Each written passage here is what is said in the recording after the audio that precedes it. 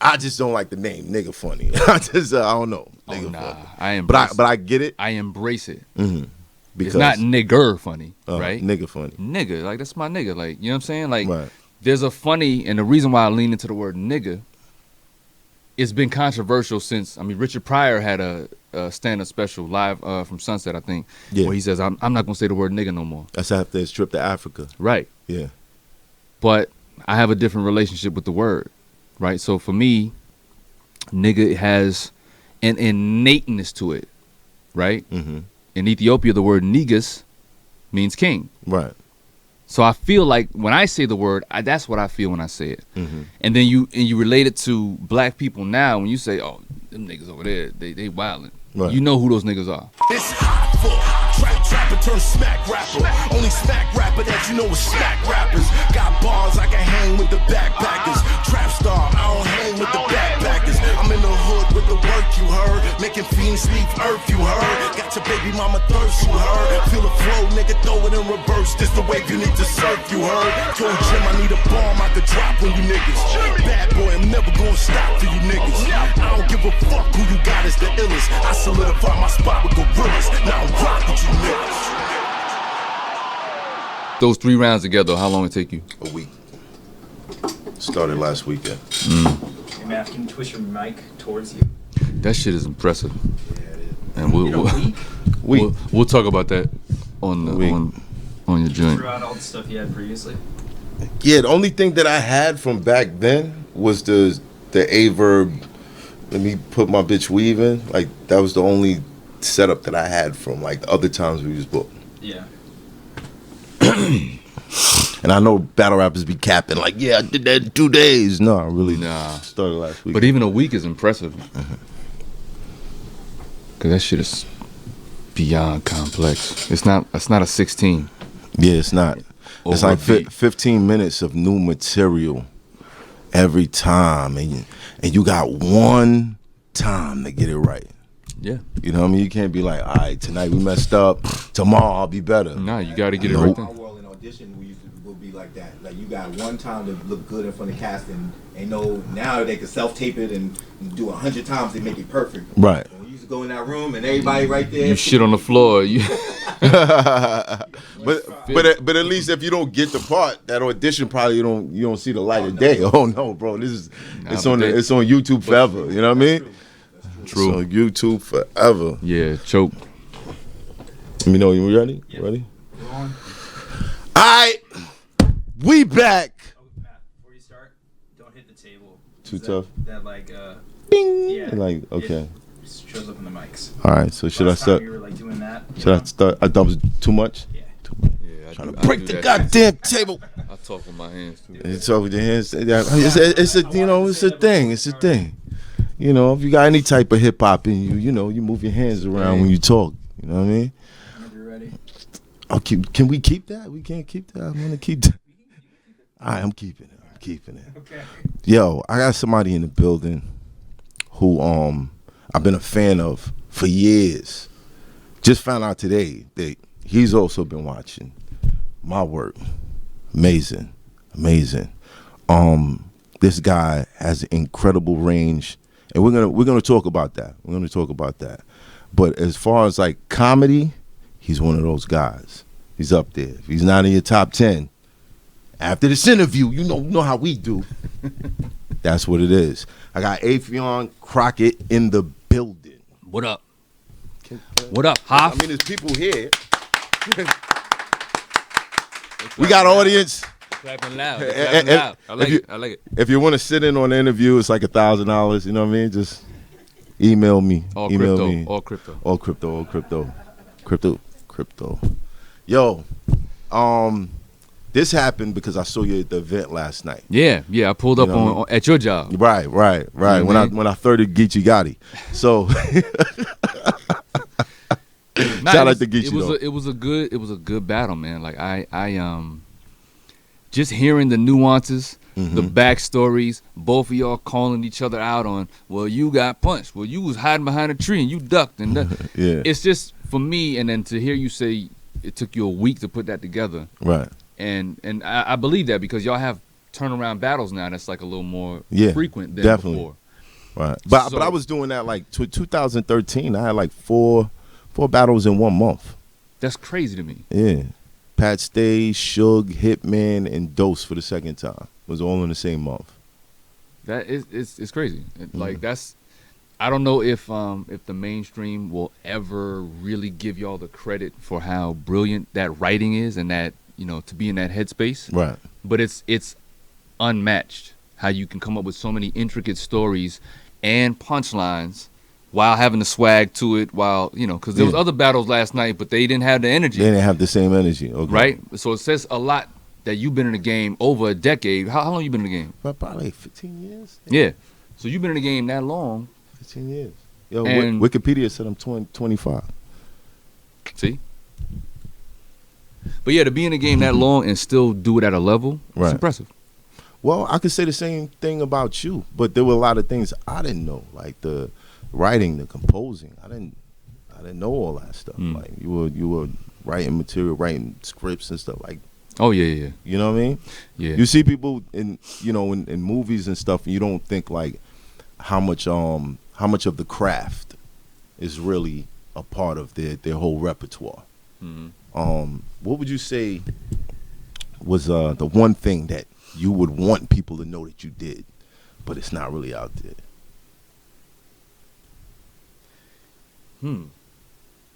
I don't know. I don't carry any of those kind of chips to feel like, oh, I wish niggas knew. I feel like people will know what they know. Right. Um, But there's got to be but something that you're like, yo, one of the things that a lot of people don't know is I actually do MC. I write songs, and I did an album. I've done a lot of mixtapes. Right. But me and Illa J, Dilla's little brother. Shut, I got a rest in song. peace to Jay Dilla. Rest in peace, JD. Yeah. Yeah, I did a song with him that Dilla produced. So he's my favorite producer. Never met him in person, but I know his brother and his moms and everybody now. Right. And so yeah, that's for me. That's one of those joints. Like, I know I'm a comedian. I know I'm an actor. I know, but that's a stamp for me to be like, all right, I'm on a Dilla track. Yeah. It's official. I'm good. Oh, that's dope. That's dope. Jay Dilla, man. Yeah, man. Another one of recently we had Dmx passed away. Mm-hmm. And the night before he passed away, I did a blog like, DMX, please don't die. Cause Yeah. I get tired of like, we have like these hip hop legends that, they kind of like fade out and people try to forget about them and discredit the things that they accomplished, and it doesn't reemerge until they pass away. Yeah. So I was hoping in this situation, if X came out of his coma, everybody would just play his music and have that, give him his flowers, like we do when they pass away. Unfortunately, the brother, he went upstairs. And how did that make you feel? I've always said the same thing you just said, that we don't celebrate our gems. And I've talked about this for years. Like, take the R&B heads, right? The Right. Isley Brothers and all that. Like, we celebrating them now because Verzuz is around, right? But truly, dollar for dollar, white people have Rolling Stones, U2, and they can tour and do arenas. And they've never stopped. Like, their numbers. They don't stop. They don't stop. They Right. do arenas, bro. Right. Sometimes stadiums. And then maybe within the last 12 to 15 years, R&B groups had to start combining forces and doing these little, theater shows where you got the SOS band and Kool and the Gang. Right, right. But and it's a combination. And they make it a theme night. Yeah. Right. So to your point, you're right. Like, in hip hop, we've always done the fad thing. Like, oh, you got them shoes is old. Nigga, you need the new shoes. So we do that with our artists too. Right. So because DMX may not be the most current guy, he may not get the shine that he was, but this nigga was a worldwide superstar. Superstar. So he should, in my opinion, should still be that. All of our gems should still be that. Continue to be celebrated. Continually. You think it's a thing where they feel like if we discredit them, there'll be space for the new generation? I just think niggas always want new shit. Erroneously. Erroneously, we always want something new, and we do it with relationships too. That's what these reality shows have taught us, Right. right? no one wants to stick around and build something from the ground up. People do it with careers. They're like, oh, so-and-so got on from a viral video? Nigga, I'm about to get on and be a celebrity. But you missed the 10,000, 20,000 hours that went into that niggas put into that. Right. Again, your battle last night. Right. Compared to some of the new niggas that was on the card, they don't have what you have. They don't have Geechee, polished as fuck. I don't even know how long he been rhyming. But y'all's battle was light years different from everybody else's because they don't have what y'all have. So they're like, oh, battle culture. All right, cool. Yeah, I can rap. All right, cool. I'm gonna get in here. I'm gonna do this thing. Right. But everybody don't have the diaphragm, the power, the stature, the presence, the wordplay, the cleverness to just really deliver a great battle. It's more than just the words. Yeah, it's a lot. It's a lot. It's a lot more than just the words. And it's almost a shame that we can't, do these battles over and over and over and over, like tour them. Yeah. Yeah. But that's the curse of stand-up comedy too. Right. We can't go and do our greatest hits. We want to hear when the Isleys pull up. For the love of you. Yeah. We want to hear that shit. Right. You better do that shit, Ron. Right. You know what I'm saysaying? You better do Between the Sheets. But like a joke that you hey, that's had all on Def Comedy Jam, nigga. We heard that already.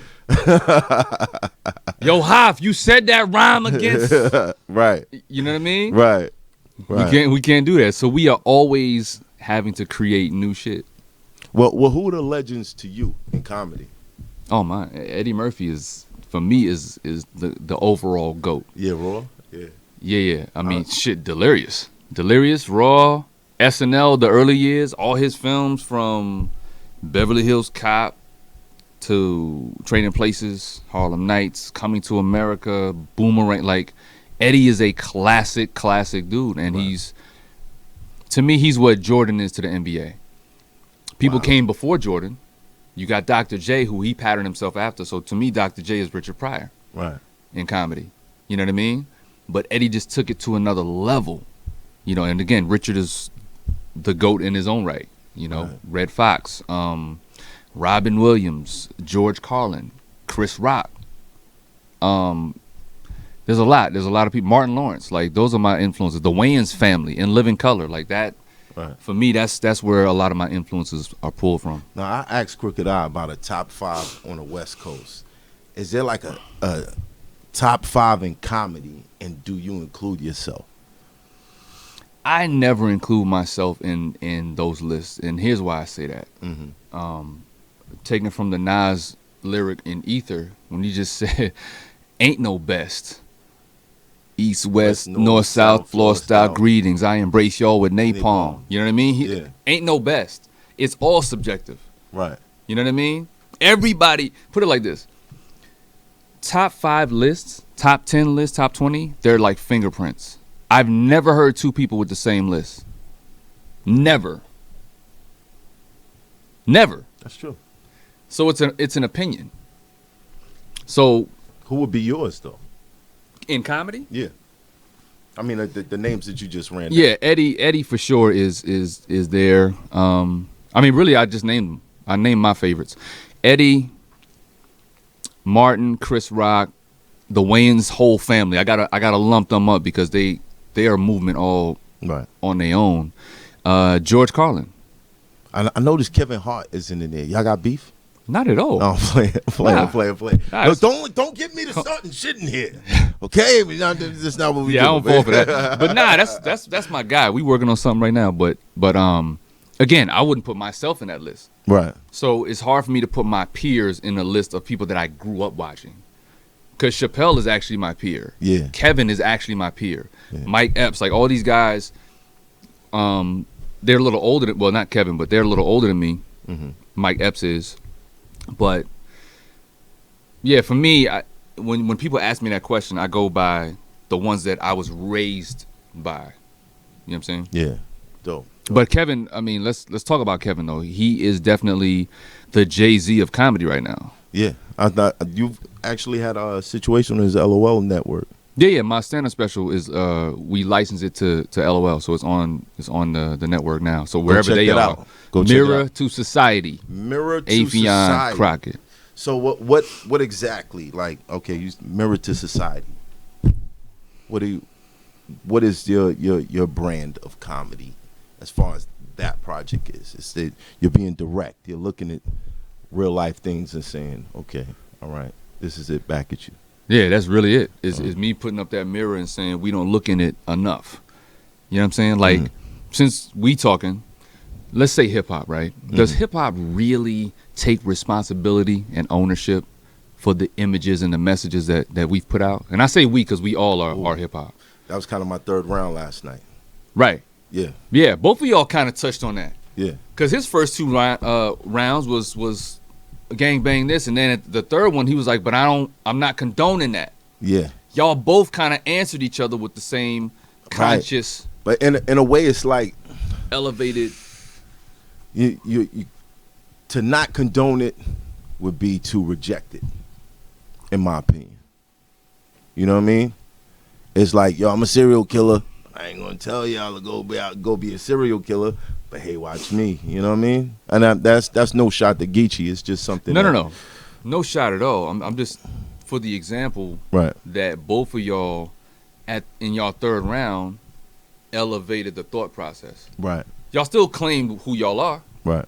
And cleverly it was interwoven with punchlines at each other still. But what I'm saying is, hip hop as a whole, I don't think takes ownership for what we have created as a culture. Case in point, when I was a kid, when Run DMC dropped Adidas, I wanted to rock Adidas. Ooh. You got the shell toes on right now, yes, right?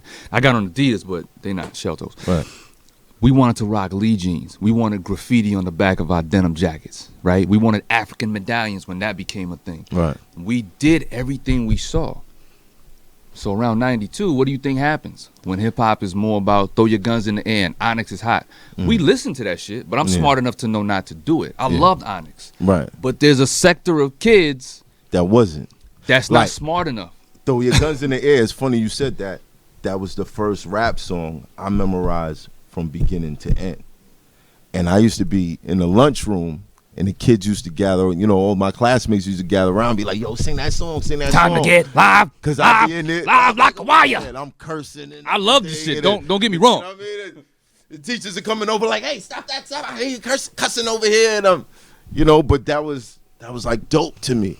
But then I grew up to rob people, so I see exactly what you're saying. You. Exactly. You know what I mean? So I get it. And see, I'm one of those kids that looked at hip hop as a movie. It's entertainment.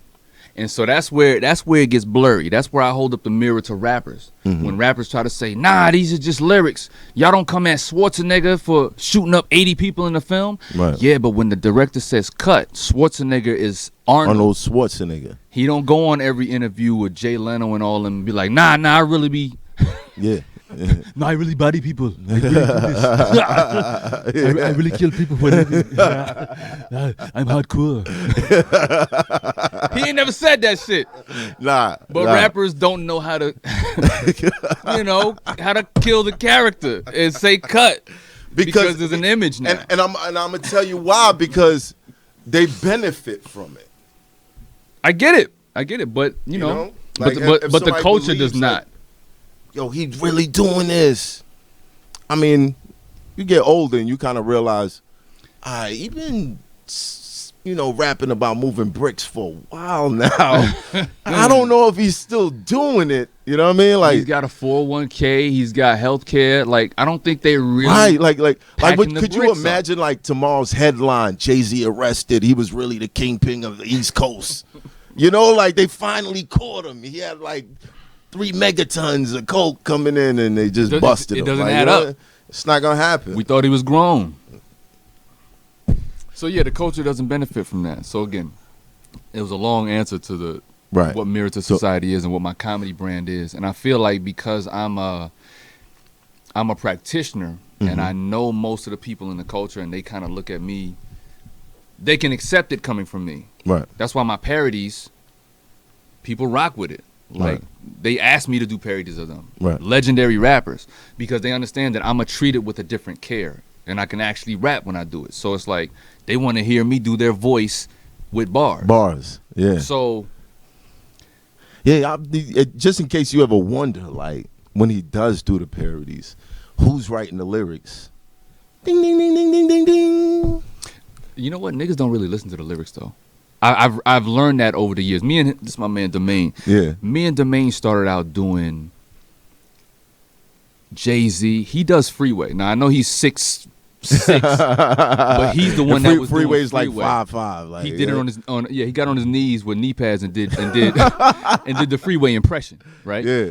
And so, but if you hear the bars and the back and forth, me as Jay and him as Freeway, you think you listening to the two of them. It sounds like a moment. You care to do Freeway real quick, bro? No, he not gonna do, look. It's off the clock.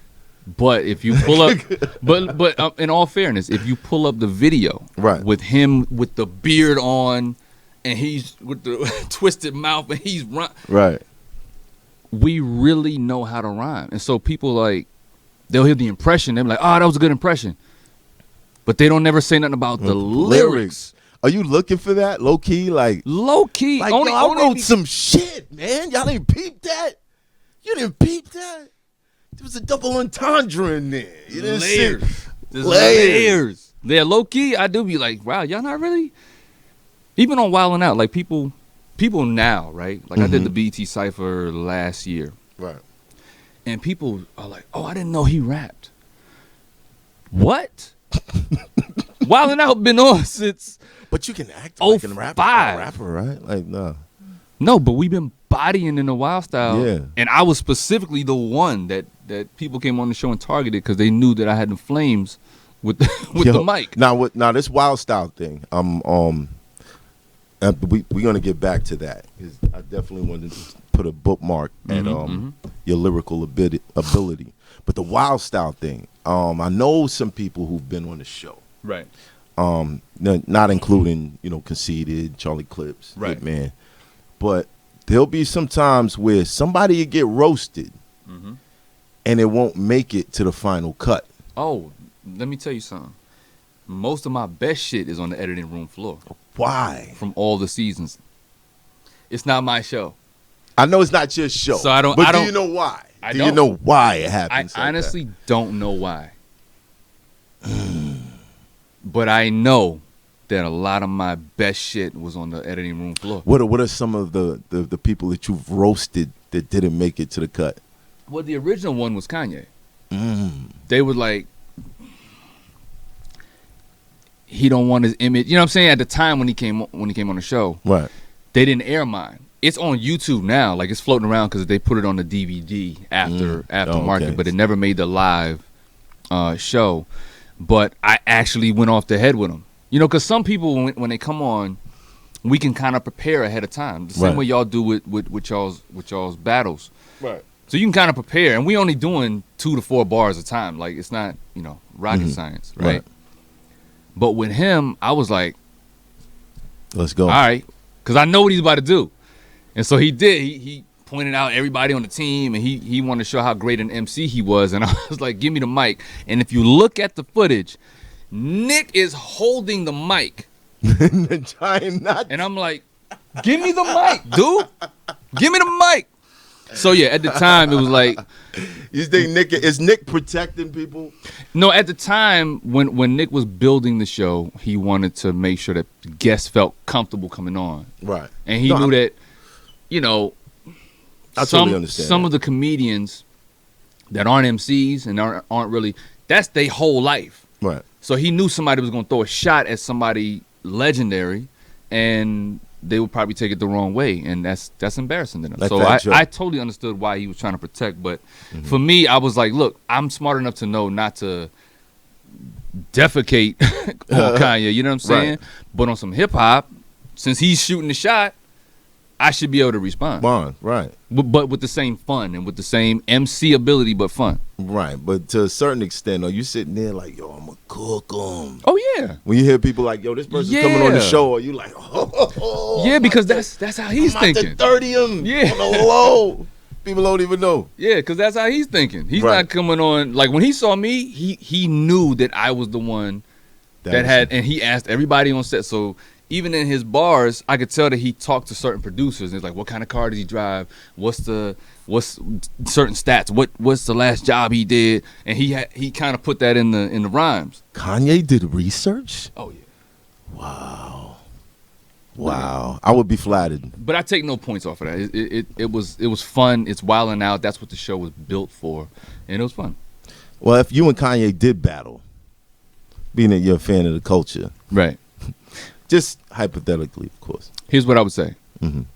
If you're talking about songwriting and just bar for bar, Mm-hmm. listen to the Kanye parodies I've done, and tell me what you think it means for someone to be able to write in your voice, In your style. and say some pertinent shit while being funny.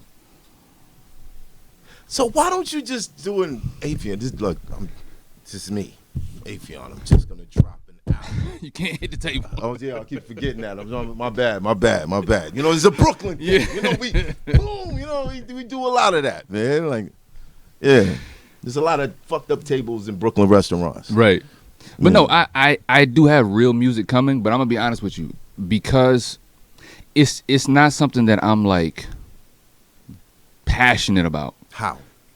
Because I gotta debate that. Here's why. How?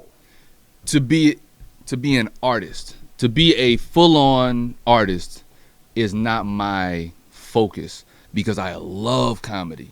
Mm-hmm. I love crafting, but within my umbrella of comedy, I have different things I can do. I can do comedy through music, through dance, through impressions, through writing scripts, Right. But is through that limiting? acting. Is it How? limiting? Because for me, I realized that like a lot of people's, your original dream is usually the one that comes from the soul. Okay. And from a young age, you were rapping, Mm-hmm. you were dancing. It was about the music. Right. When did it change over to He took the comedy? shades off to say Yeah, that. I had to just look you in your eyes and be like, I know you took me to me saying some bullshit. Right there. He took Saying the some bullshit shades right there. off. I'll put them back on now. Right. Cool. Here's the thing. As a youngin', we all wanted to be R&B singers. Yeah, that's a fact. Before you was ever rapping or punching niggas in the face, Mm-hmm. you wanted to be an R&B singer. You That's probably okay. was doing Michael Jackson moves. You was probably doing all of that. But there comes a time when you realize that may not be my main, what I'm supposed to do. Or maybe it is. Mm-hmm. And I'm not saying that I can't be an artist. I'm just so deep in the waters of comedy. And here's why it's not limiting. Mm-hmm. Is because every project that I've ever done, I still have music in those projects. The Right. movie Soul Men, I really wrote I'm Lester, the court jester. I produced the beat. On my TV show I had on Fox, I produced most of the music for that. Got checks from that. Wrote the parody songs. Got checks from that. Right. On my stand-up special, the 2 songs that I enter onto the stage Right. and leave the stage on Right. is my songs. So I get paid from the publishing. So Yeah. it's not limiting to me, because within the field of acting, which there's a lot of bread in acting, Right. and in producing and owning content and No, TV shows. when I say and limiting, film. I'm not talking about limiting as far as like income. Right. I'm talking about, No, I thought you meant as far as like ability. Am I boxing myself into just comedy? because there's certain expressions that might not be reflective around comedy. You know? Right. You seem like the type of guy, you might wake up one day, you got a bar in your head, you'll write it down, or a concept or an idea. Does it have to reflect comedy for you to do it? No. No, I have a lot of new music that I'm gonna drop at some point soon. Me and Rain actually have a song. Shout out to Rain. Shout Rain out to 910, my boy. Yeah. Fayetteville, you know what it is. Word. But yeah, me and Rain just put out a song earlier this year called Golden Era. Golden Era. And I it's gotta check one of that my out. songs, yeah. I gotta check that out. Golden Era. Yeah, and it's Golden Era. It's me just storytelling. Telling a fictitious story about having a little brother who is caught up in the life, and he's real enamored by that. And I'm trying to be my brother's keeper and keep him tight. And then Rain comes on at the end on the third verse and tells his version of the Version of story, the story. about Right. how I'm sure my brother's my mom's favorite, and like you know how brilliant that nigga is. Yeah. It's crazy. If you listen to the those story, of you that don't know, like Rain is a guy that Dr. Dre flies in. You know, like alien. You know what I mean? He's different. Alien. He's different. Shout out to Rain. Shout out to Dre too. That's the big homie. So that's dope. So you are actually working on. Yeah, I am. To answer your question, I am. Yeah. But what I'm saying is, it's not the thing that I'm just like chasing down to put out there. But the comedy shit, that's my lane. That's like breathing to me. When did you first realize, like, yo, comedy is it for me? Dave Chappelle, he started at like 13, 14 he was 14, or something. I think. Yeah.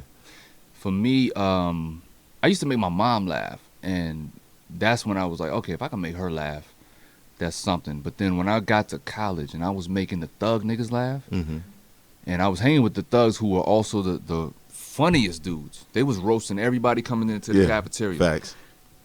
So I'm sitting at the table. I used to be a quiet guy, but when I literally learned from them how to have that, what I call nigga funny.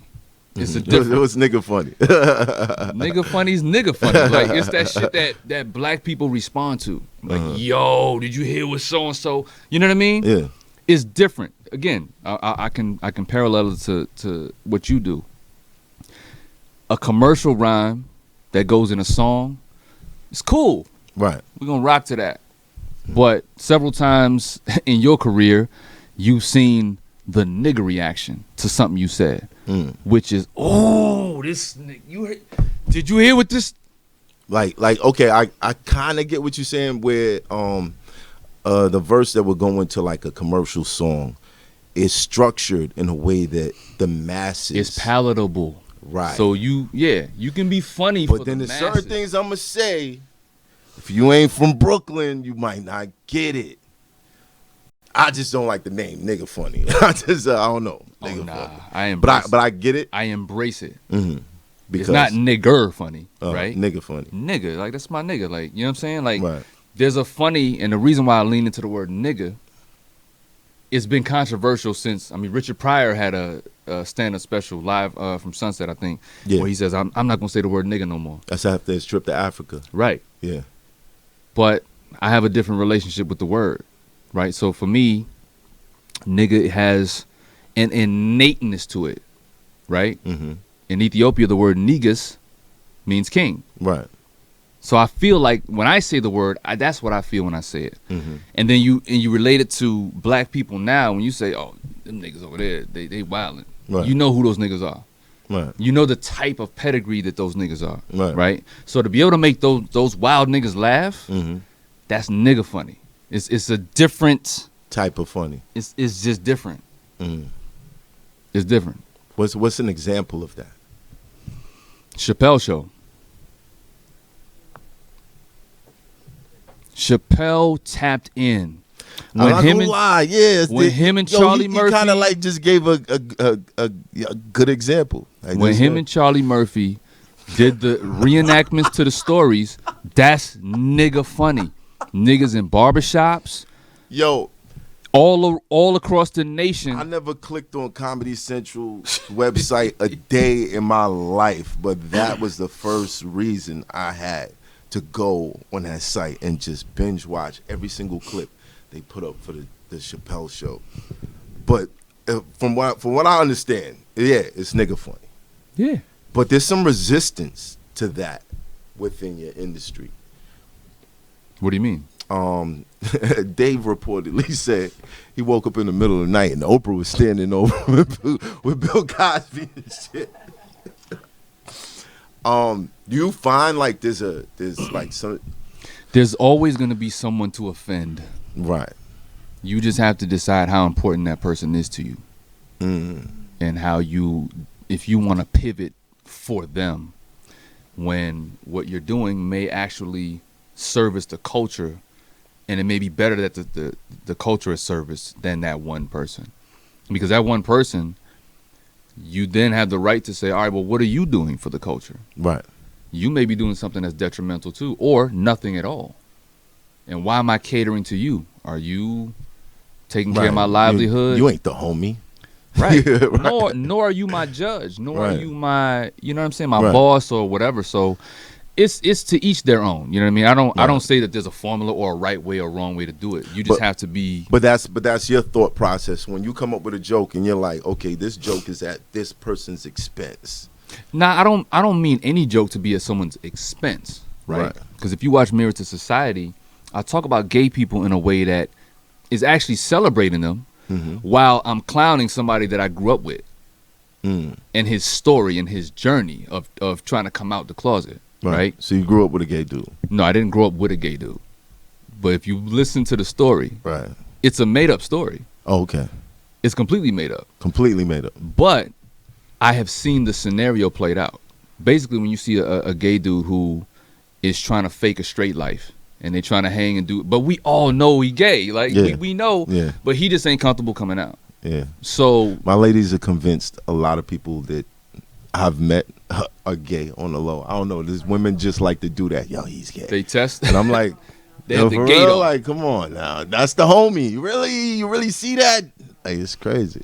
But yeah, they you know, they try to overcompensate with Yeah. their version of what they woman think. stories. Mm. And you just hearing it come out, it's like, oh, we don't believe you. You need More more people. people. But that's kind of tough, man. I mean, when you think about it, and you said you put that in a form where it's a story, and it kind of celebrates them. But who's the punchline in that situation? Is it society? The like, punchline is the relatability of we all know a person who isn't coming out that closet, and we have all said the same thing in our heads. Why don't he just come out? Or why don't she just come out? Right. That's the punchline. Is like, if you just be yourself, we still rock with you. But we know you struggling. Do we really? I don't give a fuck, personally. All right, so this is something I saw recently, and I feel like I gotta bring it up because of this topic. And I hope, I'm not trying to step on nobody's toes or anything. But Little Nas X did a video that was a little provocative, Right. where he had, he had the Wendy's braids. You know what I'm saying? But he had the extra extension. The Wendy's braids. He had the Wendy's braids. You know what I'm saying? Right. And it was something that a lot of people had a certain response to, even people within the gay community. Right. Like, I think that's different. how? I think Lil Nas X is going for the shock value and sensationalism through his art and his sexuality. What I'm referring to in my stand-up show is relatives and friends that we know just on a day-to-day that we either came up with or whatever. You know what I Right. mean? And just making them feel a part of my stand-up comedy and just to let them know I see them. Right. But in a way that's not like, fuck you and you Yeah. don't deserve to live. Stop like, doing that weird shit. Right. Right. It's more about just come out. You know what I mean? Let's Just come out, man. Bring your Just- shoulders up. You know what I mean? Word, We man. still gonna Just be at the come out, cookout. man. It's cool. Right. But what he's doing, that's his artistic expression. It ain't for me. It ain't for my choice. but when you saw it, was you like, I didn't see it. I saw Oh, you like a didn't see clip on IG, and Yeah. there was nothing about that clip that made me say, He "Oh, was I need to giving- watch he was the giving- whole." he was video. giving Satan the lap dance in the joint? I don't know if you peeped that. Nah, Yeah.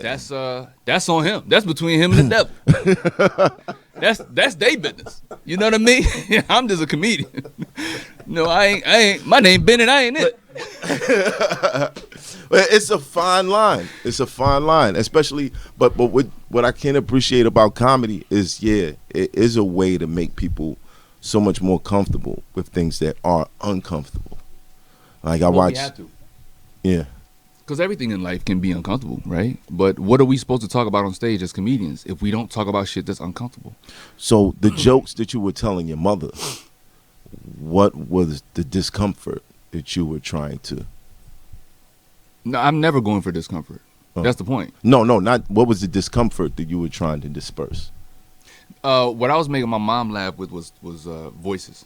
I was impersonating people, Right. like Scarface, and just different voices I heard off TV, and she would just laugh because I sounded just like them as a kid. Right. You know what I mean? Now you grew up in Germany and North Carolina. Mhm. I'm assuming Army family. Yeah. Dad was Army. Right. Dad was 82nd Army. Airborne. Yeah. Okay, so the parents stayed together. And, Yeah. Okay. You know. but I'm guessing as he was out doing his thing, you was there with the mom. Exactly. So like, And so there's something about kids with moms, like, yeah, you know, I knew my mom was, without knowing it until I look back as a man, I look back on those years. She's in a foreign country. My mom is from Trinidad and Tobago. oh So- God, your mommy Trini. Oh, Trini in the building. Strips. What? Boy. That's what's up. Yeah, mommy Trini, huh? Yeah, my parents Beijing. Oh, word. Yeah, Absolutely. So yeah, my mom's in a foreign country in Germany, and my dad is in the field, and he's not always at the crib. So, and at the time, there's no cell phones. Like, you can't just call home, and you know what I'm saying. It right. was So mad you don't expensive. know. You don't. So looking Yeah. back on that, I was like, man, mom was depressed. Mm. So when I thought about those moments where she and I would just be up drinking tea and watching Benny Hill or watching Eddie Murphy on SNL, Hold on. How old was you watching Benny Hill? I was a kid, but that's all we had over there. Yeah, I was watching Benny Hill too, man. Like 5 years old. Yeah. Like, you keep chasing But these that's all chicks we around. had over there. Right. You know what I mean? And I would imitate the British accent and all these different. My mom would just laugh at that. So I was like, okay. Something in me knew that to make her laugh was like a good thing, to help her through whatever. So Right. so yeah, that was the first, my first memory of being funny. Funny. hmm That's dope. And then it echoes Yeah. my life, and you Yeah. realize this is my contribution. Like right now, I get messages every day from the pandemic. Like just in the last year, people are like, man, thank you for just being so stupid during the pandemic. That's the highest praise to me. Like people are thanking me every single day Yeah. on IG or wherever else, and they're just like, yo, your laughter got me through a death in the family, or people, you know, whatever it is, Yeah. being broke and trying to just struggle through this. Right. So yeah, my contributions matter to me. Right. And that's the base of it. Yeah, That's the base of it. It's a beautiful thing, isn't it? it's great. There's not a lot of people that get to realize what they have to contribute to the world. So Facts. when you do, like, you gotta acknowledge how much of a blessing it is. Facts. You know, circling back around to the people within our culture who have done it. Like, let's stop throwing our legends away so fast. Facts. You know what I mean? Let's keep them in mind. Let's let them help them live forever. Facts. You know? Where do we go from here, man? You got to stand up, mirror to society. What's next? I'm developing TV and film. Been writing more scripts. Mhm. It's some things bubbling right now I can't even Okay. talk about. Is it going to be outside of comedy? No. Well, some eventually, like on the acting tip, Yeah. just me as an actor. Yeah, I'm gonna do drama as well. Because I see the success of Get Out. Right, Jordan Peele. Who would have thought? If you're paying attention, you knew what kind of mind that Jordan Peele had, though, because Key and Peele was a great showcase for his mind. Right. Both of their minds, really. I mean, Keegan is equally as quirky as Jordan. They're different, but same. That's why they work so well together. Right. But a horror film from a comedian. Yeah. You're like, what? What? Yeah. He wrote that? Like that. I think that was part of like the promo of it. You know what I mean? That drew people to the movie. You were like, who wrote it? What? Yeah. So something like that. Like not saying you're gonna make Get Out. But Yeah, like, yeah. I mean, look, I definitely have those types of projects in me right now. What my main focus is really streamlining the comedy. Everything that I've been doing over this pandemic, the time is right now, even down to the versus battles, right? I got Timbaland and Swizz publicly saying we need to make Afe and Spice the official after show, bring them into this versus ecosystem. That's gonna be crazy. But it's all from my just contributing. Yeah. You know what I mean? Yeah. Me and Spice saying, yo, let's have fun after the verses. Let's go on live and imitate everybody Right. and reenact the scenarios. But that's the contribution that I feel like people need, because Right. it's constantly growing. Right. No one's like, I don't want to see that no more. People are like, yo, I can't wait to see what Eighth and Spice is gonna do after the verses. Yeah. So like it's about the paying after party. attention. Yeah. Yeah, that's dope. It's about man. paying attention to what the people are feeling. You know, like a DJ reads the room. Comedians, we got to read the room too, in real time. Battle rappers too. Yeah. When you on that stage, I don't care what you planned in your mind. When that audience start to shift, you gotta figure out how to pivot. No, sometimes you walk in and they're already shifted. Like they already shifted. I walked in, I was side. like, okay, all right, there's like 25 Crips here. Yeah, it's gonna be one of those. They're not on your side. You walk in wearing a Kyrie Irving jersey, all black, number 11, hoodie up, shades I on. did that on purpose. I was like, yo, this nigga, he doesn't. The Nets are taking the chip this year. How does LA feel about it? Yeah, they looking real crazy. Yeah, son, we got guns. They we got looking a lot crazy. of guns. Squatted up. Oh, I've always been a man. Kyrie fan though. I don't care what team he's on. I'm a Kyrie fan. He just scares me a little bit because he's like a little weird. You Yeah, know but what I see, mean? that's the problem is we pay too much attention to their personal shit. Let him be a little weird nigga. But yeah. on the court, let him keep breaking them Keep goddamn breaking them ankles, right? No, I mean weird in the sense like, why you taking the game off? You know, but I get it. Yeah. I get it. This is a question that I like to ask people personally, like just to see the contrast. In your years of comedy, it doesn't even have to reflect you being in comedy or have anything to do with comedy. What would you say was the best time and the worst time? Of my journey in comedy? Yeah. I feel like I can say the best time is right now. The best time. Yeah. Doing a show with Math Hoffa. That's what's up. Bars, nigga. That's what's up. That's the best answer so far. Yeah. It's crazy. That's the answer. But no, real talk. Like, if you think about it, right? I've been in the game since Def Comedy Jam '95. Facts. You And- graced the same stage. And here it is, Crazy. 2021. I'm sitting across from Math Hoffa. Right? Right. How many comedians have gone through the Def Comedy Jam from back in '95 and are Right. still here, Yeah. relevant enough to contribute something It's fresh about a handful. to society? Yeah. I kind of feel that way about battle rap. This is what I'm saying. We're both sitting here because people want to hear more from us, and that's no cocky shit. Yeah. But it is some cocky shit. We made it, nigga. We made it. You know what I'm saying? We We're had not that shit. going nowhere. We survived the Who the test fuck are of you? time. We don't know. Yeah. It's Alicia Keys, nigga. We don't know your name. Most Def. Bars. We right here. We ain't going anywhere. Anyway. You know. Shout out to X. All right. So, best time. Take that. You knocked it out the park. Best time is done. Worst time. Worst time is failing at something. You know, I had an opportunity to do a TV show back in the day.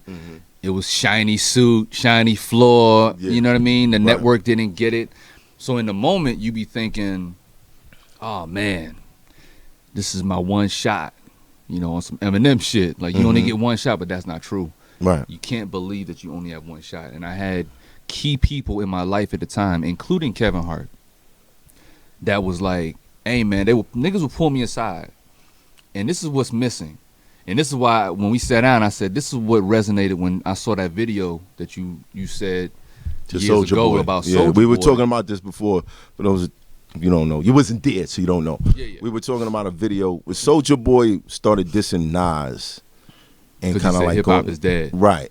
I did a response video that made it to World Star saying, you know, somebody needs to pull him aside and let him know, like, yo, you don't do that. You don't do that. You don't disrespect the people who paved the way before you. Yeah.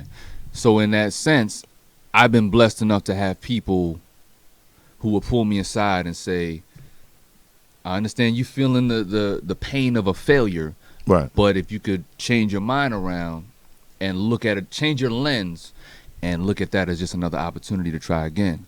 Right. You know, Sean Wayans said this shit to me. He said, I called him one time when it was all going to hell, and I was like, man, they taking my baby, and they destroying my baby. He said, nigga. What was he talking about? The TV show. Oh, yeah. Because it was my thing. I was like, yo, I really do this. It wasn't like I got hired to be on somebody else's joint. Right. This It was my yours. opportunity That's what you brought to to the show the table. world what Yeah. I could really do. Right. And they fucked with it, right? And so I was like, yo, they're destroying my baby. He said, nigga, that's a baby doll. That shit's, you can create more baby dolls. It's like you are a baby doll factory. You don't ever want to give them your baby or look at it as a physical, breathing, Right. your valuable Or even connect baby. yourself too much. Don't even connect yourself. Don't Yeah. be emotional over that opportunity. Right. And I find a lot of successful people think like that. Like people was like, "Oh, Jay-Z sold Tidal." Right. That wasn't his baby. Right. It was something he put his time into. He raised the value of it, and then And he it's moved also on. his business. Right. Because I want to say he's still, or is that with the Armandale deal where he's still 50% owner? But either way, my point is, it's whatever the fuck he wants to do with his business. Right. He can sell Tidal. Why not? Like you said, Jay do a million things. Why are we Who are so we? connected to it? Yeah. Why are we so connected Who are to we it? to Like, yo, be- Jay, you're just gonna sell Tidal? Yes. Why not? Why the fuck not? You know, one day I might sell my expert opinion. Have a clone me up here doing this show. Who knows? Facts. Who knows? Who knows? But specifically, the worst. Yeah, for me, it was the worst time, man, because, you know, when money started looking funny and people not returning your calls, like, it can get dark. It can get dark, and you really have to find your light, and you have to find get back to the reason why you're doing it. Doing it, right. So again, this man here, Domain, me and him would get back in that lab and like, yo, what you want to do? And pull them cameras out, and it'd just be me and him. Right. But people think we got a whole crew.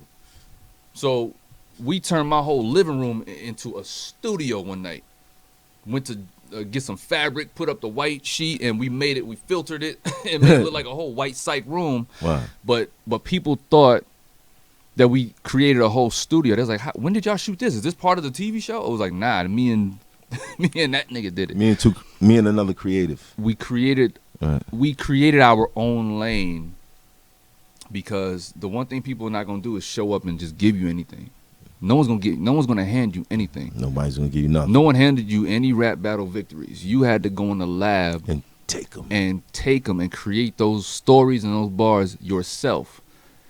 And you've been in this shit for, like you said, almost 15 years, and you just battled last night, 2021. There's a reason why you're still here battling at a level that you are. And got a podcast that I'm on, niggas. It's popping right now.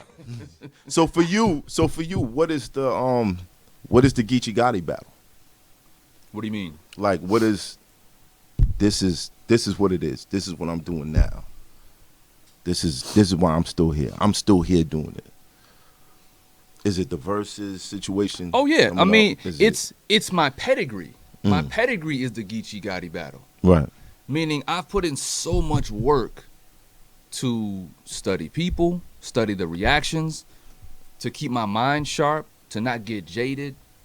I've done the work to just know the rhythms of what comedy is. I always connect comedy to music. Because I'm a dancer first, I know rhythm. Because I can produce beats, I know rhythm and timing, even off timing. Right. Speaking of Dilla was the master of the off time. dragging that, Yeah. you know what I'm saying? That step, that Dragging that wait. snare, yeah. Yeah. And so, comedy is the same to me. I see it as rhythm. So, if me and Spice are on, or me and whoever else, and or I'm on solo, and people are responding just with emojis in real time, I know that I have them where I need them to be. Right. You know what I'm saying? Right. And there's a rhythm to why they're laughing, that they're laughing. So It's the timing of it. it's the timing. So yeah, it's my pedigree. I don't give up. I work hard, and I love this shit. It makes me laugh first. So if it's gonna make me laugh, it's probably gonna make other people laugh too. Right. You find in this new world, that social media makes it easier for you. For me, yeah. Because the technology is easier. I can do everything on my phone. Period. Like I'm getting contracts to shoot things on my phone for brands. That's just side money. Right. You know what I mean? Yeah. But it's all on my phone. I got cameras. He got cameras. Like I got all the same shit your man's got. I ain't pulled out no motherfucking lens camera In a minute. in probably what 2 years. I edit in the phone. I soundtrack it in the phone. Yeah, it's an easier process for me. Dope. How's mama feeling the whole career? Biggest fans, and I just lost my pops 2 months ago, February My 10th. condolences. Thank you. But what makes me proud is he got to see it. He got to be there. You know what I mean? He got to meet Sam Jackson on the red carpet with me when we premiered Soul Man at the Apollo in New York. Like, How important was that? Well, I'm surprised. Okay, all right. We got to go for two best moments. That had to be like, me pop my collar real quick. Pop. Let me show you what it is, what I've been doing out here. yeah, and it meant a lot to me because he was the one, you know, being the protective father, the military father. Right. He was the one that questioned me when I first said I'm On the plan. about to do comedy. Yeah. He's like, you ain't never said shit funny around my house. The fuck you talking about? You just went to college for 4 years. Yes. You know what I mean? Right. For business. Yeah, for business. What are you doing? Right. You growing dreads now? Now? You stupid. And Right. so, but literally when I graduated, I was on Def Comedy Jam within months. So it was a quick turnaround in him being a believer in, okay, baby boy actually knows what he's talking about. He knows what he's doing. I did my job. He did his job. And so one of the last things he texted me before he passed was he had just watched my stand-up special. And he said, man, I meant to tell you, never take your foot off the gas. So for me, that's why I'm going so hard. That's why this moment for me is the best right now. Because I haven't. If you just scroll through my Instagram page, you can see all gas, no brakes. Right. It's nonstop. And then the shit we about to hit him with next, It's different. I'm going to sit down with you in about 6 months. And you're going to be like, wow. We're going to have to go to your crib. I didn't know. Come in on a helicopter. Right. You know what I mean? I ain't Walk gonna go out crazy there. yet. But yeah, we're gonna sit back down and you're gonna be like, okay, This is different. I know what you were alluding to back then. All Right. Right. Yeah, that's a beautiful thing. Man. Mhm. That's a beautiful thing. Affion Crockett, Salute. I gotta thank My you, guy. bro. Any advice for upcoming comedians? I feel like you gave a lot of jewels. If you read between the lines, Yeah, man. he dropped a lot of jewels on what you're capable of. So This again, out of respect for what you do, and I highly respect what you do. I'm gonna give the advice for up and coming artists, rappers, comedians. Study the greats that came before you, respect and the legends. respect the legends. Find your own voice within what they do, and put in the fucking work. Me and Dmx was talking on the way here. It don't matter if you internet funny. If you viral, you got millions and millions of people, right? Mhm. Something you did caught on in the moment. But when it comes time to extend that for longevity, you may not have done the work that it takes to keep you around for 20, 30 years. Mm. So don't be afraid to practice and learn how to write. If you're a battle rapper, learn how to write actual songs. Right. Learn how to produce, learn how to score, learn things that is going to add to your brand and your arsenal as a business.